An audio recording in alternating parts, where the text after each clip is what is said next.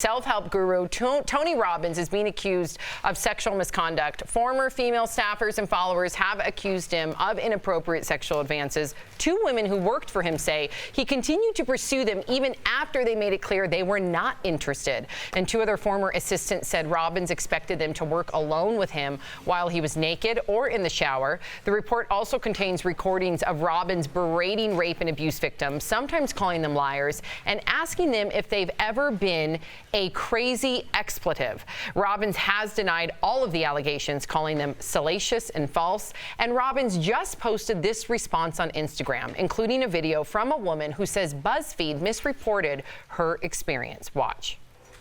BuzzFeed just basically continues to try to use pieces of the intervention out of context to make the point that they want to make regardless of the experience that I am relating. In an open letter to BuzzFeed editors, Robbins says, quote, "Your organization has made it clear to my team that you intend to move forward with publishing an inaccurate, agenda-driven version of the past pierced with falsehoods." Now, I know both Erica and Jeff, you guys listened to Tony Robbins. When you heard this, Erica, and we've even talked about previous things that have come forward about Tony Robbins, all allegations, but does it impact the way that you listen to him? You know, I have to say that it does, because we did a story not that long ago where we actually saw the video of this confrontation with the survivor, a sexual assault survivor.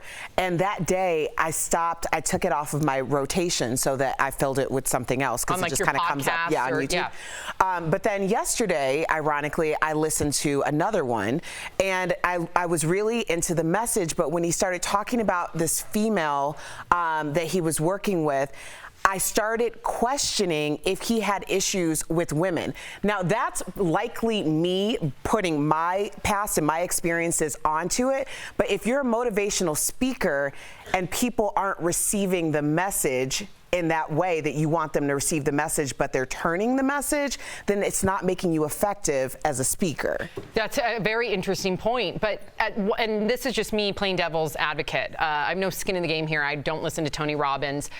How do you, if you're helping millions of people, how do you decipher if someone's going to misinterpret, or maybe they just don't like your strategy? Right. But that's also separate from perhaps criminal behavior, which would be sexual misconduct. How do we even deal with all of this? Well, if it's not for you, don't listen to it. You know what I mean? I go on YouTube every morning and I put in motivational speakers because of this reason or because of that reason or whatever I'm feeling that day. And if you say motivational speaker, Tony Robbins is going to be in that speech somewhere at any point. Will this impact you listening to him? For me, no. It was an allegation when I first heard it this morning, and in our morning meeting, full disclosure, everyone was kind of jumped on Tony Robbins, and he came out with this video immediately, and he came out with this letter that he says, "I did not intend to write, but it's been over a year. BuzzFeed has been attacking me. My people who have worked for me are coming to meet you. You refuse to do that. You refuse to hear the truth. I have more video and evidence backing up every single allegation you charge me with." It's a smear campaign against Tony Robbins. You believe that?